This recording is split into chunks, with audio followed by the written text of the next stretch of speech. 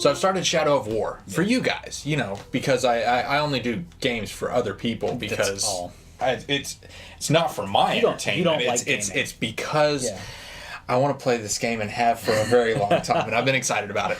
And WB basically, from what we can understand, Monolith finished the game. They spec'd it out to where it was like, okay, this game works well without microtransactions or any of these. They were in alpha, right? So yeah, and then they were like, yeah, but could you put some of those in there because EA made $3.4 billion last year?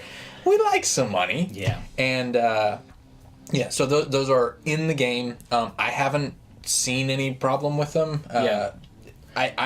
I actually haven't been presented with the opportunity to buy them unless it was subtle enough that it came and went and I didn't notice, which is kind of funny because there was a lot of people screaming about this before it came out. It was like, why did you put this into my single player game? Yeah. And that seems to be the sticking point, because with Destiny, you know, if you've got cosmetic things, at least you're showing off for somebody. In a single player. You're showing off for nobody? You're showing off for nobody. We're now in a world where we want to show off to our friends more than just sending them screenshots. Yeah.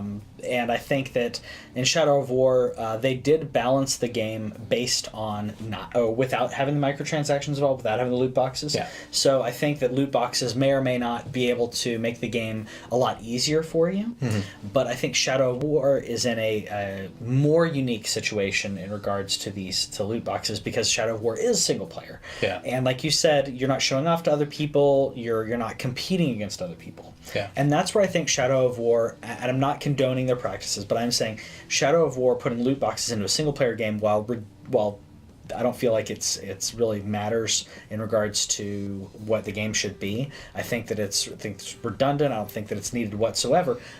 But I don't think it has as much of a impact in regards to the gaming in general as it does in multiplayer. Yeah. Now you're talking about Destiny.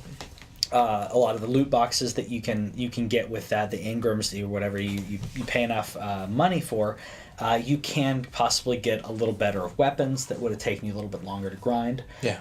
Battlefront 2 is the same way, where you can start buying up boxes for your specific, because that game you get to pick your specific type of trooper or whatever. Yeah. So you could say, well, I want to go all in because I really like the heavy or the specialist. Yeah. You just go all in and start buying loot boxes for them and spec them out before you even start. One of the things about that is that initially in the beta, the Battlefront loot that you could buy was not limited by your access, and so what they're doing for the full game, the thing that when basically the community stood up and was like, no, stop that. This is a predatory practice that encourages people to do this other thing to get a direct advantage in the game. Yeah. And so on the full release, those are going to be, you know, if you get something super mega awesome, then it's going to be like, but you need to be level 7 to use it or whatever. So you're still going to have to get to a point where you can use it. I appreciate that. Yeah, and that's the thing, is like the difference between adding something or adding a little twist to the game, making it a little bit simpler if there's grinding you don't want to do, versus predatory practices. Yes. And mobile gaming in general is much more likely to have predatory practices in gaming, where you're just going to have to play something extremely monotonous until you get to a point, and it's like I can't do this anymore, and it's like, well, you could if you spend $1 or whatever. Yeah. And for me, it's like, okay, just give me the game. Let me play the game, and I give you money. I play the game. Yeah. If to me the problem that I have, and I know this gets very redundant because we talk about this a lot, but if I paid full price for the game, I don't want microtransactions in it. Yeah. I am personally I'm okay. Some people aren't, but I'm okay with the process of buying a game and then a season pass for DLC that's planned. New content, new material. I'm not okay with it when they lock out things that should have been in the game in the first place. Which is becoming a practice, which I haven't seen yet, but there is reports that the pre-order for Assassin's Creed Origins, if you didn't pre-order it, there's like basically a smaller section of the game that would have been the whole game, but you're not going to get it unless you pre-order. That kind of practice I don't agree agree with. I am pre-ordering the game because I love Assassin's Creed, but I think that you have a couple problems that pose themselves when it comes to loot boxes. One is the whole aspect of pay to win, which I think you were talking about the Battlefront. I think we kind of talk about that a lot, and we kind of cover it a lot. Where if you're paying for this, it makes the game easier, makes you better than other players right off the bat. Yeah. So you can slow that down a little bit. That does help. But the other aspect of this that I think we need to really be careful about is not only the ethics but the psychology involved in this. Yeah. You are giving a gambling mechanic. You're shoehorning a gambling mechanic into a video game. However, in news this week, the ESRB has stated that this is not gambling. This is totally not gambling. And their reasoning for that is that they said that whenever you put in money, you're going to get something.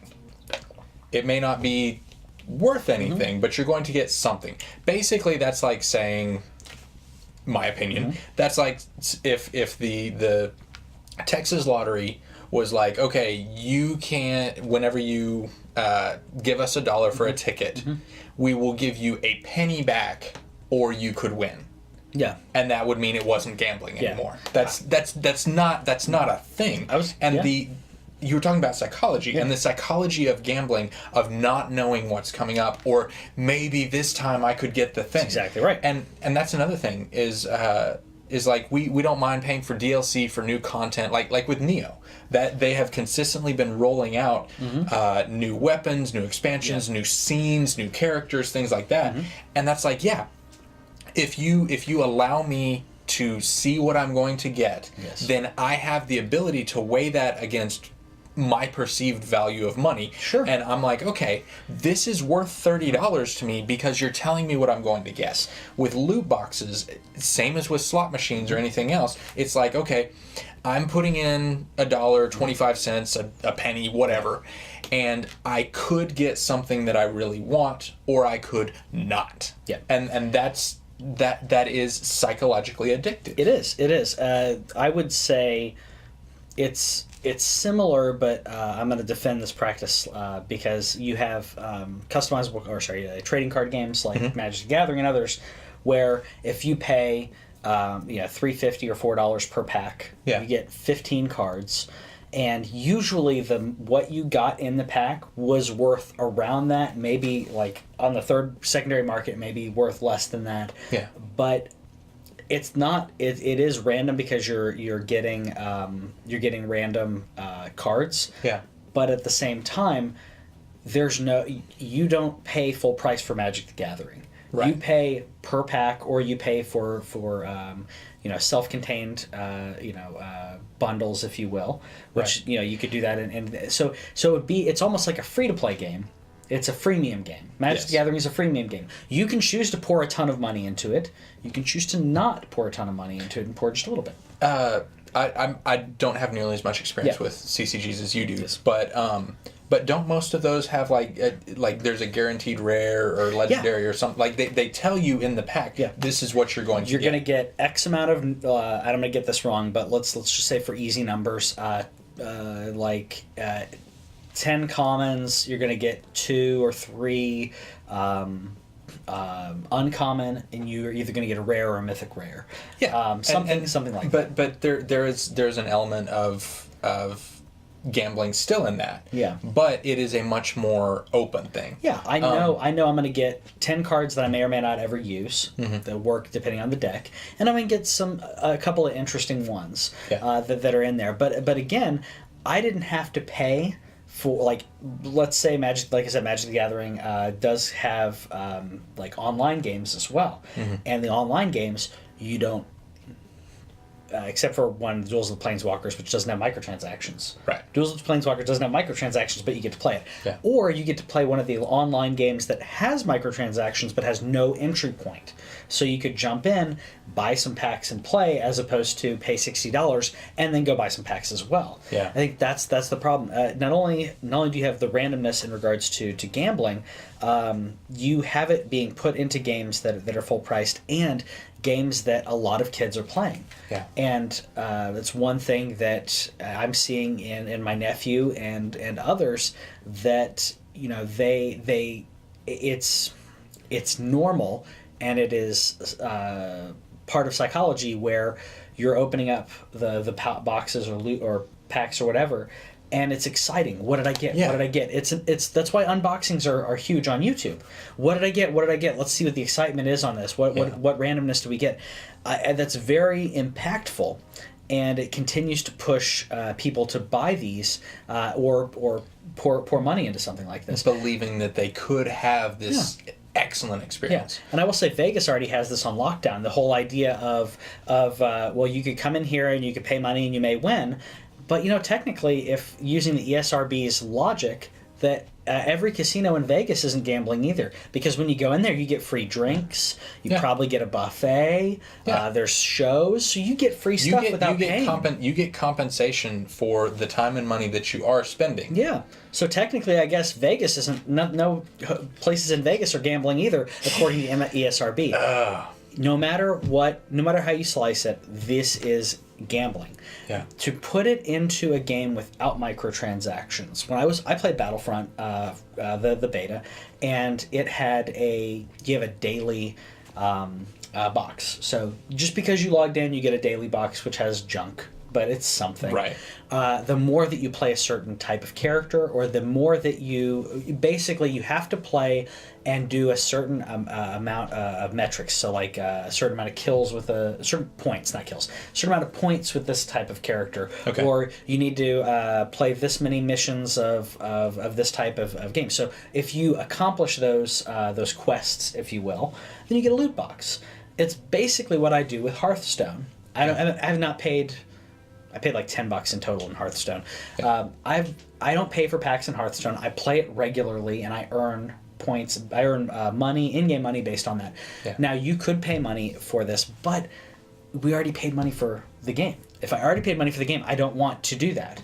But giving me in-game incentives because I played, I'm fine with. If they didn't have microtransactions in Battlefront, but said the more that you play your whatever character, we're going to keep giving you incentives, that's great. Yeah. There's certain ways to spec your character. And when you see another person playing that and you go, wow, he's got the such and such, he's been playing this, he's a really dedicated player. Yeah. But now you don't necessarily do that. You're like, he got me.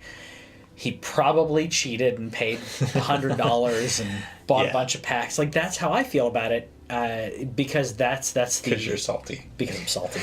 I was just saying that's the easier... What's more... I guess it doesn't quite work in this way. I was going to say, what's... out of those scenarios, which one's more probable? But at the same time, I don't know, someone playing for 40 hours a week in the game is just as probable as someone throwing down money, if not more. So, one other thing that I'd like to point out is with regards to what the ESRB is choosing to do is basically to protect the companies and allow them to do whatever they want. They have discussed this. This isn't something that they've come out and said that they're going to do, but they have discussed the idea of having, like, whenever you pick up a game and you see the ESRB rating, it'll say, mature game for nudity and violence and beheadings. Yeah. And they're talking about putting another clause in there that would say if a game has microtransactions or loot boxes or something like that. That would be good. Mm-hmm. I would also like to see them pick up something from China and Japan where they're legally mandated if your game has a random thing in it, like with the Overwatch loot boxes and things like that, you have to tell your players what the odds are of getting certain items. Yeah. And that, to me, is just being honest. Mm-hmm. Like, and the lottery is clear proof that even if you tell people, statistically, you're not winning, people will still pay money to support schools. That's why I buy tickets, to support schools and funding. And that's exactly right. It's charity. That's what it is. So until they start donating to charity, we're going to keep talking about loot boxes. We're going to keep talking about the ethical ways to do it, because we believe that there are ethical ways to do it, but most of the time they're predatory. So let us know in the comments what you think about predatory, where you've seen a company do well with loot boxes or gambling, or if you don't care. And if so, tell us why. I agree. Thanks. Take care. See you next week. Thanks for watching This Week in Our Collective Heads. Subscribe over here and click the bell, and that way you'll know about any new videos that we put up, because we put up a lot of gameplay, a lot of stories from games and stuff like that, and gameplay is down here. Yeah, and you got more editorials and news stuff down here. Check it out.